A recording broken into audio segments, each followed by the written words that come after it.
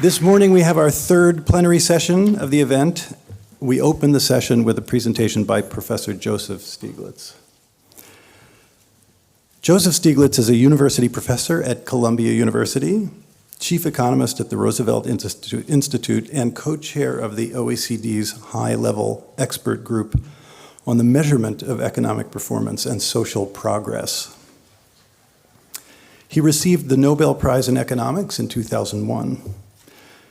Professor Stiglitz researches income distribution, globalization, and public policy with a recent focus on the economic implications of artificial intelligence.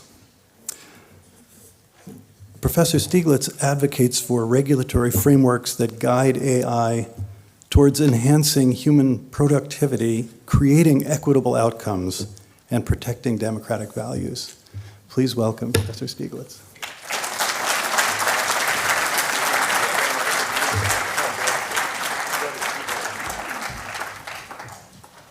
Well, it's a real pleasure. It's a real pleasure to be here. Before getting into my talk, let me make a few prefatory remarks, partly inspired by the discussion that we've already had yesterday. And those concern issues of risks and alignment in particular, in which there have been a lot of discussion. And let me begin with the issue of alignment. This is, of course, an issue that economists, in a certain sense, have been concerned with for a very long time. How do you align the interests of the private sector, profit-making companies, with societal interests? There was an idea that was very influential, Adam Smith, that the pursuit of self-interest would lead, as if by an invisible hand, to the well-being of society. That was a statement about alignment of what corporations would do and individuals would do with societal interests. But what we've learned, both just looking at the world and analytically from our own research, is AI will solve the political problem. But would they? Don't laugh here, because AI will have the power of persuasion, and it will figure out mediation, figure out solutions. But those powers of persuasion are themselves dangerous. It could be so persuasive that the interest of United Healthcare could dominate the interest of ordinary individuals, and we all are persuaded that it's a good thing to suffer. So that's where AI could lead us. Or we could have an AI war between one company trying to make us suffer in one way and another company trying to make us suffer in another. So it is conceivable that AI will solve the problem, but if it were able to do that, we ought to be doubly worried. So the quandary that I want to pose is that our essential problems of our society are either not technical problems of the kind that AI is able to solve, or if AI is able to solve it, we have a real social problem that we ought to be thinking about.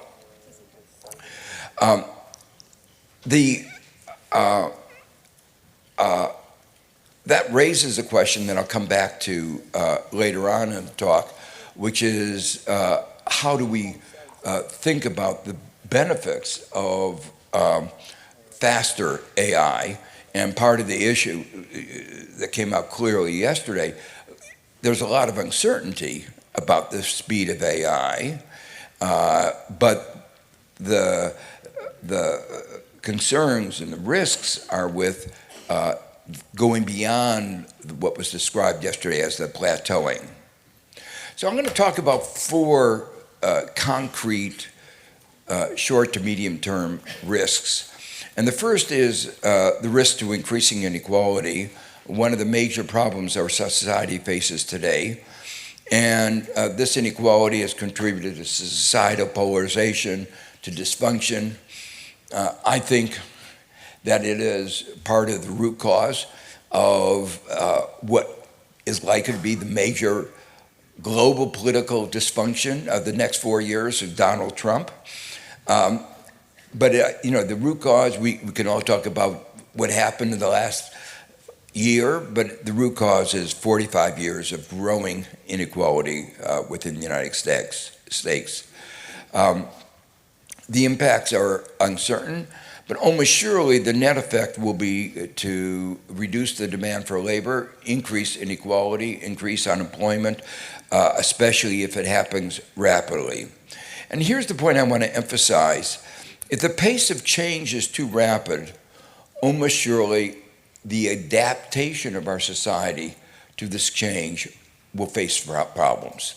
And the problematic nature will be reflected in unemployment and other societal dysfunctions. A key part of our problem is that we aren't adapting. We're not made to adapt as fast as AI seems to be changing. And that disparity between the pace that AI is forcing change and our ability as humans to adapt is a critical difference.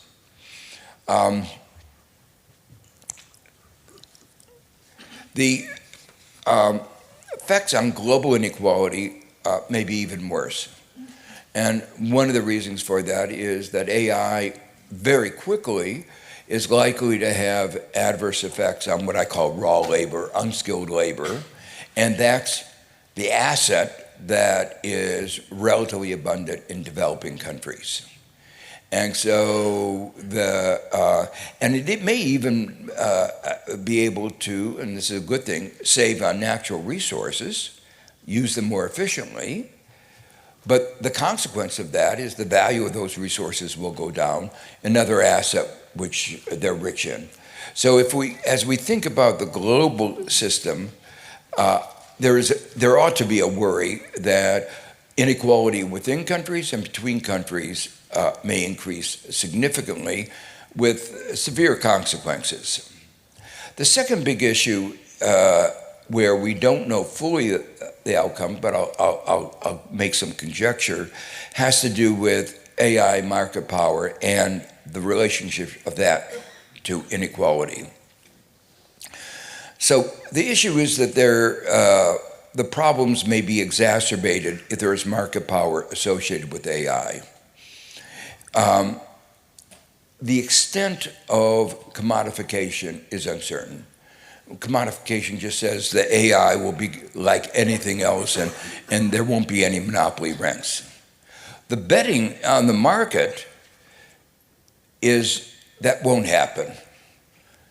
If the market believed that there would be commodification, NVIDIA stock and these stocks would not have gone up in the way they have. So I don't believe a lot in rational markets. I don't believe that they have any wisdom.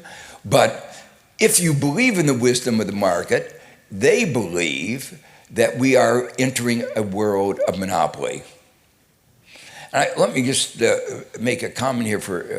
Sometimes I hear from my European friends that envy over America's success in creating these trillion-dollar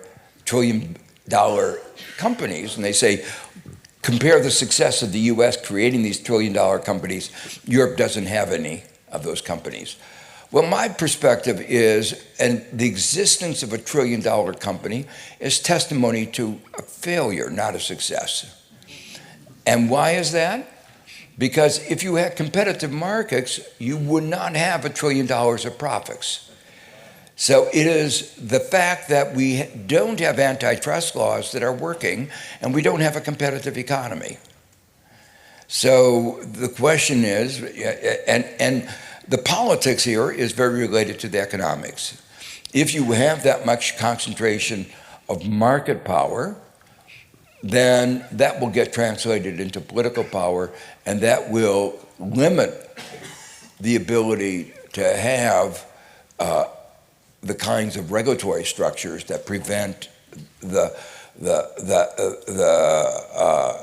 aggregation of monopoly power, which is what you're seeing in the United States today. So the issue of whether there is monarchical power or not comes down both to a political issue of whether you're able to constrain market power, and also a technical issue.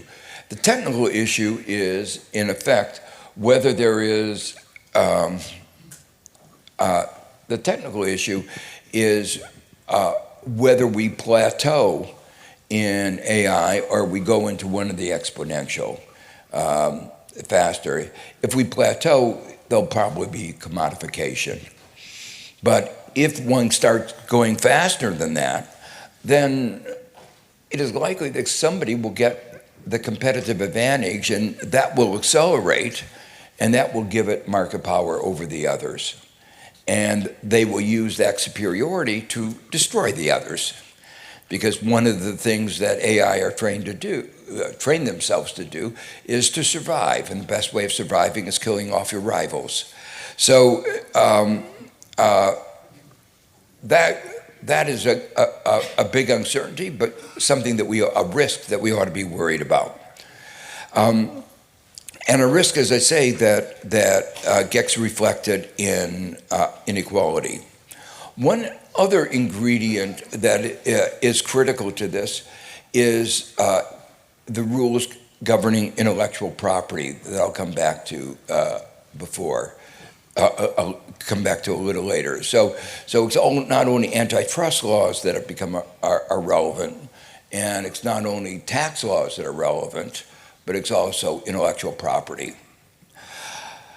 The third risk that I want to mention very briefly is that AI can expand all the digital harms associated with social media. And in Europe, there's been a lot of discussion of all of these social harms. AI is even better at targeting, even more deceptive in mis and disinformation.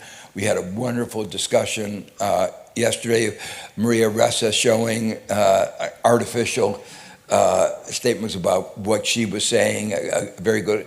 And there's some very big litigation going on now of using other people's faces to sell products deceptively.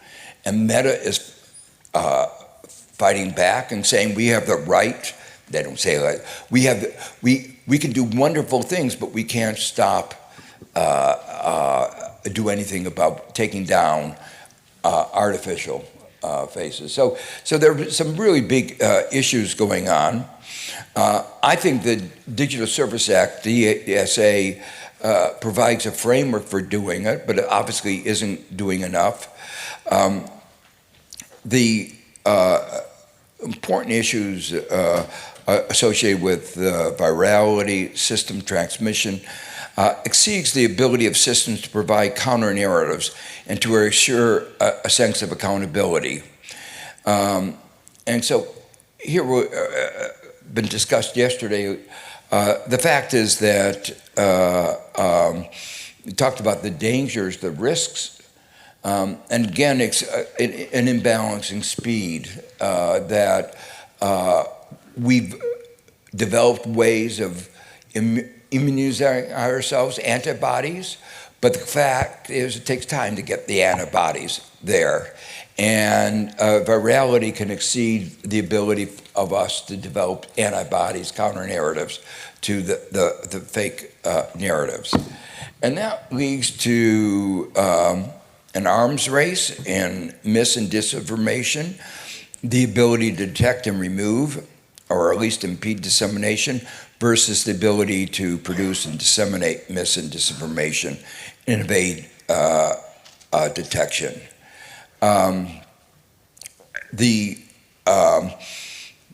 How this arms race is going to play out, some of you in the room are probably more expert on this than I am, but let me say that the real question here is, can we develop regulations to constrain this? And one of the key issue here, the risk, is that they are smart enough to evade whatever regulations that we devise. And there's a race not only between the sources of mis and disinformation, but a race between the AI and the regulator. And so the question is, have we already lost this race? And that, I think, is another one, you might say, existential issue. And the fourth risk, I'm running out of time, so I'm going to go a little faster, is what I would view as maybe the most foundational issue, the impact of all of this on our information ecosystem. To somebody like me, you might say in the knowledge business, we have a prejudice that truth is important. I view myself as a child of the Enlightenment, and I think that the idea of science, of understanding what is true and not true, is foundational to the functioning of our society. I think it's foundational to the functioning of our democracy.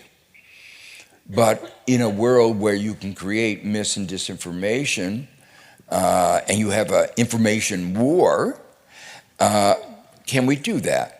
And that I view as one of the key issue here. And the way we can decompose this is to think about the incentives to produce high quality information, the ability to obtain, produce, process high quality information, and ability to produce and disseminate mis and disinformation, and how these balance out. The answer, I think, we don't know, and it represents one of the very big risks. And here I want to pose this in a very abstract way, which is information is what economists call a public good.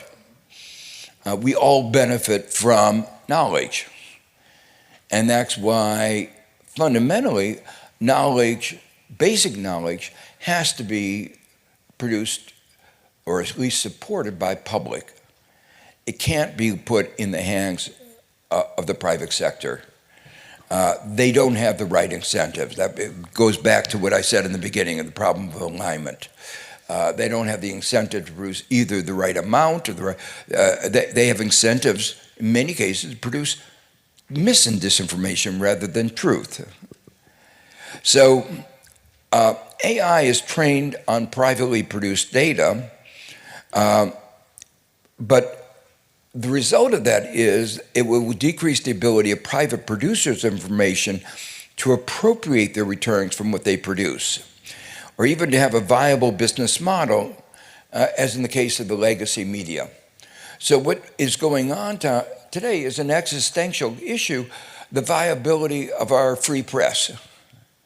And they are, and other basic research that's going on. So they're gobbling up information, regurgitating it, making it more accessible. That's a positive thing.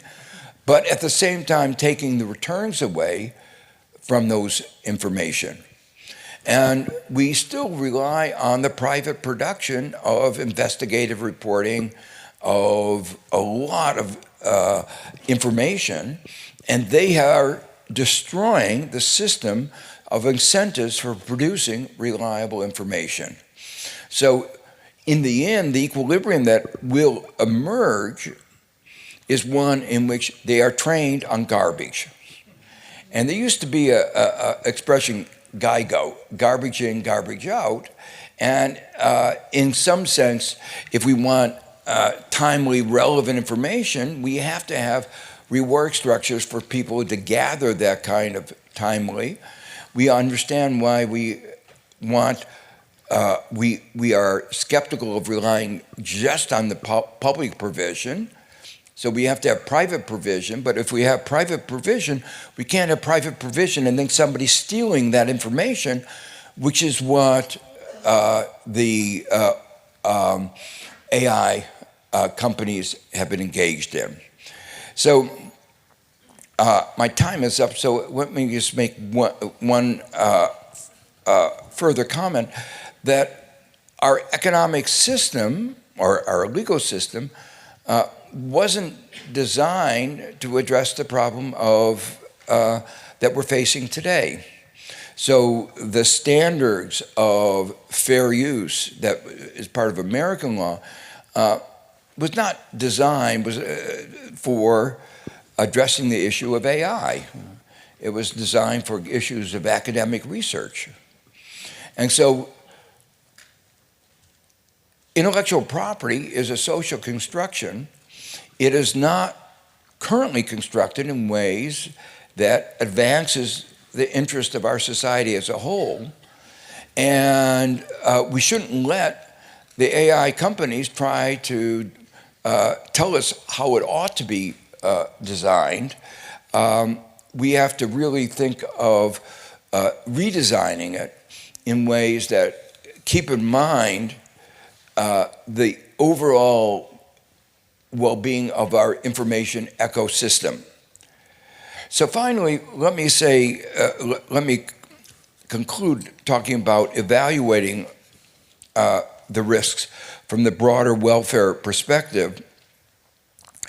There are large, what we call externalities and other market failures. Unfettered development of AI is not likely to maximize societal welfare, no matter how construed. There's a mismatch between the objectives of the AI firms and the interests of society, already evident in the social harms, and that we can develop a regulatory, tax, intellectual property, accountability regime that at least mitigates some of the critical risks. But there are likely to be strong opposition from the vested interest. We may have waited a little too long to getting this under control. And finally, as we think about the risks versus rewards, outside of some areas of medicine, we have to ask, how large are the benefits? To return to the initial question, to what extent will AI enable us to better solve critical societal problems?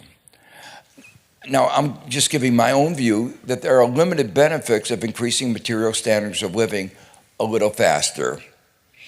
On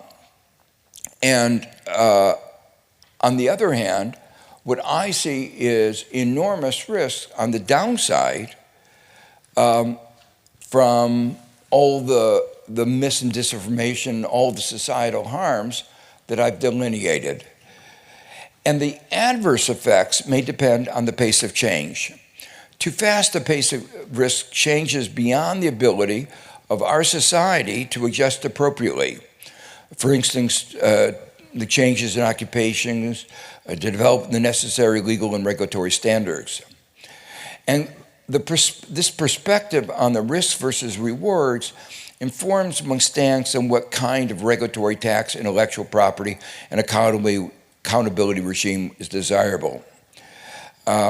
Putting aside for the moment geopolitics and associated competition, the question that we need to pose is, what are the social costs of slowing down the pace of innovation versus the benefits? And I think I may have already hinted at how I would have answered that question.